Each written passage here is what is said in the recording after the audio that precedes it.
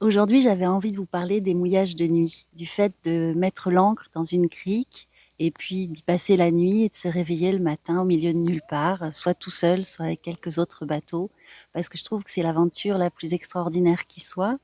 Et presque, moi, je dirais que c'est ce que je préfère dans la navigation. Je vous explique ce qui marche pour moi. Si vous débutez, ça peut vous être utile. Et puis, si vous avez l'habitude et que c'est quelque chose que vous faites souvent, n'hésitez pas à mettre dans les commentaires vos astuces, vos recommandations. C'est bienvenu. Bien entendu, avant de penser au mouillage et à la crique pour la nuit, il faut penser à la navigation qui va avant. Une navigation, ça se prépare. J'ai fait une vidéo sur comment moi je fais. Mais là, on va juste parler du moment où on trouve une crique, de comment on trouve une bonne crique, un bon mouillage, et de comment on fait pour que ça se passe bien et qu'on passe une bonne nuit et que tout le monde soit content. D'abord, il faut se mettre d'accord sur ce que c'est qu'un bon mouillage. Alors, un bon mouillage ou une bonne crique, moi je vais dire une crique pour la suite parce que c'est ce que je préfère, c'est un endroit qui est bien abrité du vent et bien abrité du clapot, des vagues ou de la houle éventuellement. Parce que des fois, la houle va pas dans le même sens que le vent, ça, c'est assez vache. Une crique qui est bien abritée, elle n'est pas bien abritée dans l'absolu. Elle est bien abritée par rapport à un vent donné. Si le vent tourne et que le vent se met à rentrer dans le sens de l'ouverture de la crique, on n'est plus du tout abrité. Il y a des criques qui vont être très ouvertes, mais très protégées, par exemple, d'un vent dominant, et d'autres qui sont bien fermées et qui vous protègent de la plupart des vents. Quand on va choisir sa crique, on va la choisir en fonction de la prévision météo, pour que l'ouverture de la crique soit pas dans le sens qui est annoncé ou dans le sens actuel, évidemment. Mais comme vous le savez, si vous êtes déjà monté au moins une fois sur un bateau, la météo, ça se prévoit un petit peu, mais le vent qui fait, on ne peut pas en être certain, le vent qu'il va faire. Du coup, une bonne idée au départ, même si on a tout bien prévu, même si la prévision était bonne, dans la nuit, ça peut tourner et c'est ça qu'il faut anticiper le plus possible. Donc un bon mouillage, c'est un mouillage abrité, ça on l'aura compris. Mais sur la carte, vous pouvez avoir une forme d'un mouillage qui est bien abrité, mais ça marche pas parce que le fond de la crique n'est pas bon. Le fond de la crique, c'est à la fois sa profondeur. Si c'est trop profond parce que c'est abrupt, à ce moment-là, ça va être compliqué de mettre l'ancre. Si c'est pas assez profond, le bateau va pas passer avec sa quille, on risque d'aller toucher les rochers. Le fond de la crique, il faut aussi qu'il soit d'une nature qui aille pour que l'ancre accroche. Donc il faut par exemple qu'il y ait du sable. Le sable, ça accrochera bien. S'il y a des rochers, ça va accrocher, mais vous risquez de coincer votre encre. Donc on évite de mettre son encre dans les rochers. On évite aussi de la mettre dans les posidonies, mais c'est pas pour les mêmes raisons. Ça accroche assez bien, même si c'est pas terrible dans les posidonies, mais c'est que ça les arrache et qu'on essaye de pas les arracher. Et la dernière chose dont il faut se méfier par rapport au fond, c'est éventuellement les objets qui peuvent être au fond. Parfois, il y a une vieille carcasse d'un bateau, une épave, ou il y a un câble au fond, ça arrive assez souvent, ou une vieille chaîne ou un vieux corps mort. Et là, c'est assez traître, vous pouvez coincer là aussi votre encre dedans, alors qu'a priori, il n'y avait aucun danger. Parfois aussi, il y a une crique qui peut être très bien, mais dans cette crique, il n'y a qu'un endroit ou quelques endroits, quelques emplacements de bateaux qui vont être corrects. Et du coup, s'il n'y a personne, c'est parfait, vous allez là où ça va bien, vous avez pile votre place.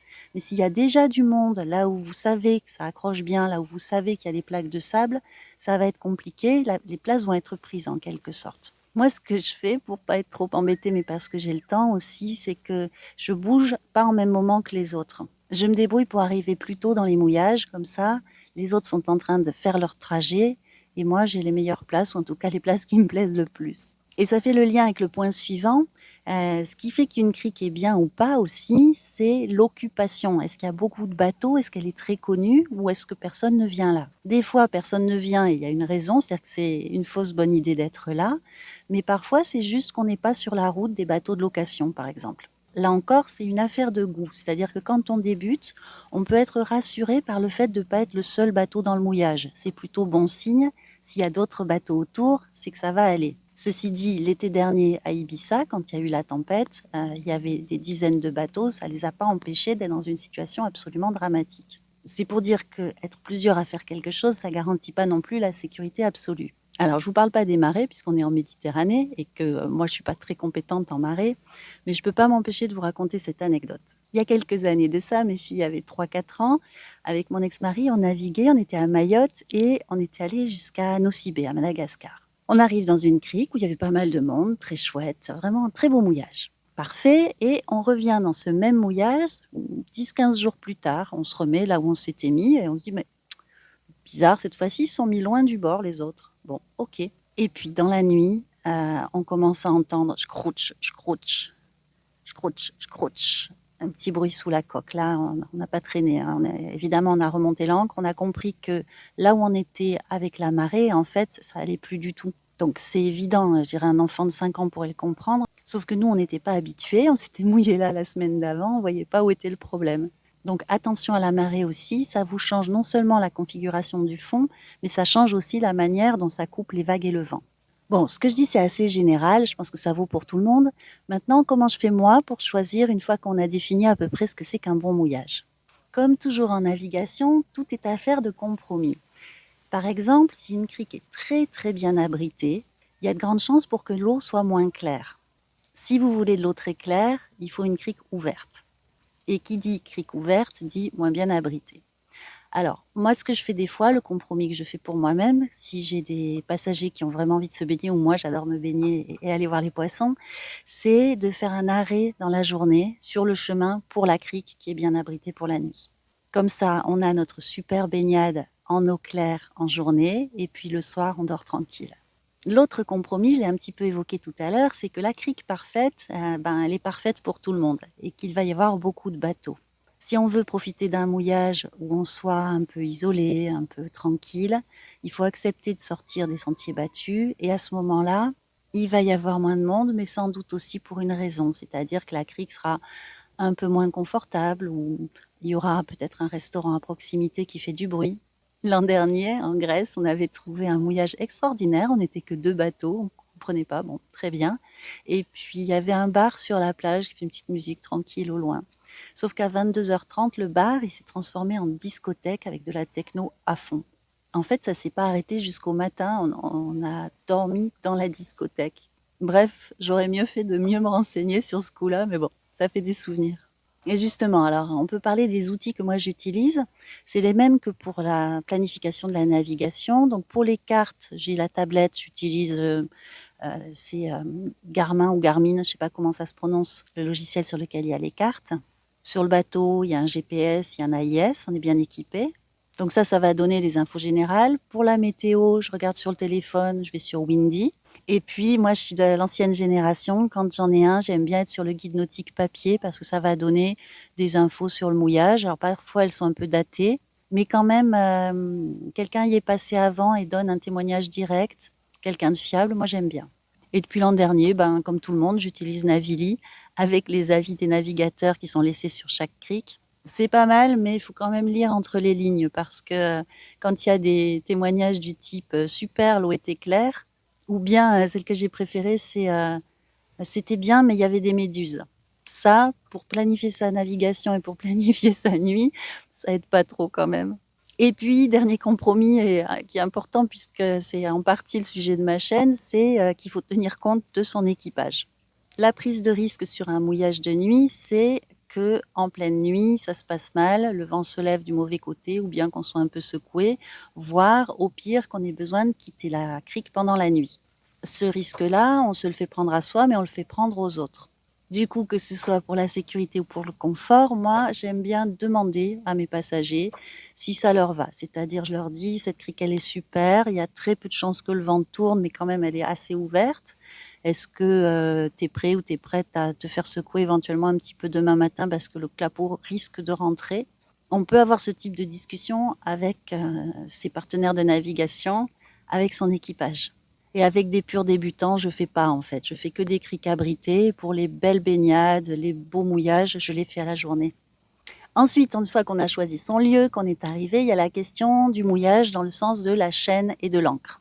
Et passer une bonne nuit au mouillage, ça veut dire avoir un bon mouillage, une bonne chaîne, une bonne ancre. Vous connaissez sans doute votre bateau, vous connaissez votre équipement. Il y a une relation de confiance qui se tisse avec l'ancre et la chaîne. Par contre, je me dis, ceux qui louent des bateaux et qui savent pas du tout comment leur ancre accroche, ça doit pas être facile. Parce que quand vous connaissez votre matériel, vous savez ce que vous pouvez lui demander, vous savez à partir de quand vous devez être un peu plus vigilant, vous savez à partir de quand c'est plus possible. Mais quand vous prenez un bateau que vous connaissez pas du tout, tout ça, je me dis, il faut le découvrir, ça doit pas être facile. Nous, on a une ancre qui accroche très très bien. Alors, je sais pas le modèle parce que moi, j'y connais rien. Juste, je profite. Et ce qu'on a de bien aussi, c'est que ce bateau a une très faible prise au vent. Moi, les bateaux que j'ai eus avant avaient une forte prise au vent, ça change tout aussi. C'est-à-dire que quand ça souffle fort, il y a moins de traction sur le mouillage. Alors, un sujet de discussion classique, c'est combien de chaînes on doit mettre. Moi, je ne vais pas donner de généralité, je vais juste dire comment on fait pour nous, parce que ça dépend de la longueur du bateau, ça dépend du poids du bateau, ça dépend du type d'encre, de chaîne, enfin, il y a plein de facteurs. Si on n'en met pas assez de chaînes, à ce moment-là, on risque de déraper, de mal accrocher, ça fait moins ressort en fait, parce que la chaîne, elle sert aussi à faire ressort sur l'encre, pour que ça arrache moins. Et si on en met trop de la chaîne, à ce moment-là, quand on tourne autour de la chaîne avec le vent, on prend trop de place, on embête tout le monde, on risque d'aller taper dans les autres bateaux. Donc nous, en moyenne, on met 30 mètres de chaîne. En gros, c'est la valeur, on va dire, par défaut. S'il y a très peu de fond, s'il y a moins de 6 mètres de fond, on va en mettre un peu moins, surtout si le temps est très tranquille. Si au contraire, il y a plus de vent, et bien à ce moment-là, on va mettre plus, on peut mettre jusqu'à 50 mètres. Et on met en plus un amortisseur en cordage. Il y en a deux, il y en a un qui est court, qui fait 2 mètres, je crois, 2-3 mètres, qui va juste servir à ce que l'encre ne tape pas et à ce que ça frotte pas contre le bateau. Et puis, il y a un cordage plus long qui doit faire, je sais pas, entre 5 et 10 mètres, qui est très élastique et qui, là, va servir quand vraiment il y a du vent très fort. Des fois aussi, ça se fait quand les bateaux sont un peu serrés, que c'est un peu juste pour se mettre entre deux bateaux.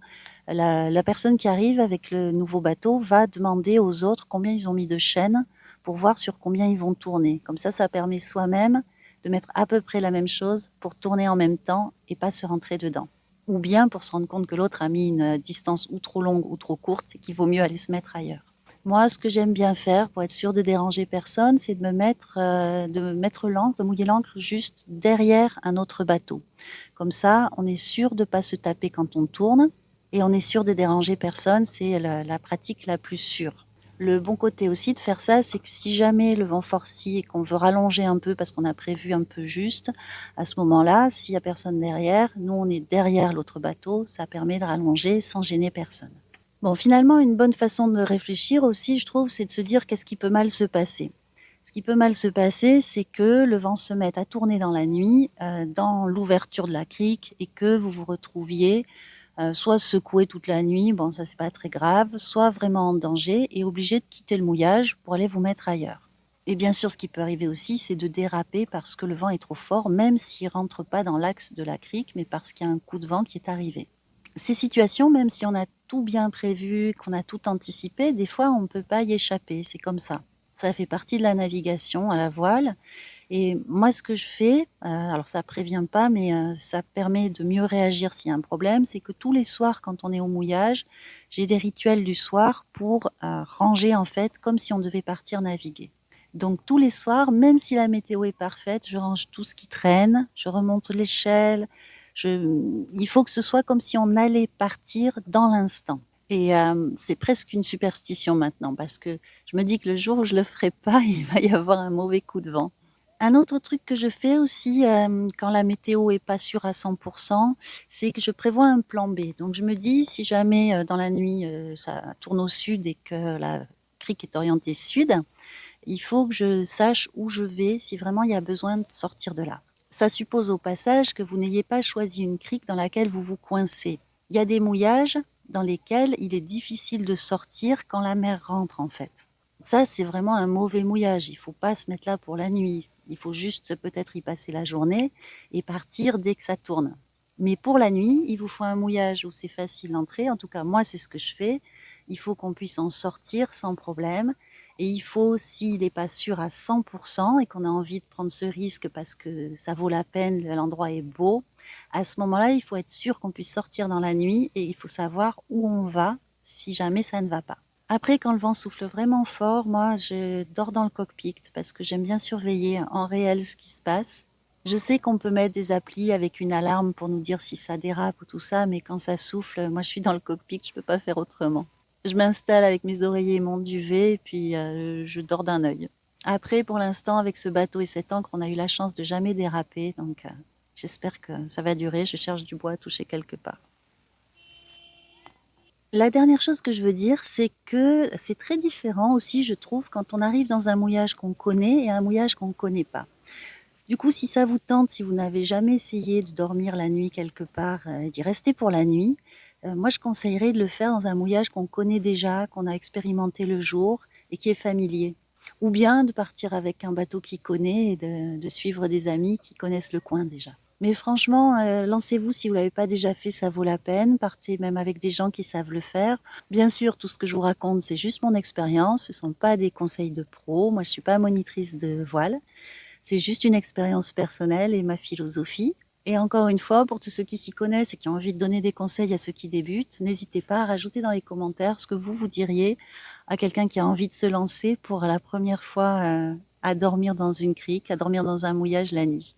Au passage, si vous découvrez la chaîne, moi je m'appelle Sylvie. Si ce n'est pas déjà fait, abonnez-vous, mettez un petit pouce vers le haut, ça aide à faire découvrir la chaîne à d'autres personnes. Et ben, je vous dis à bientôt pour de nouvelles aventures. Ciao!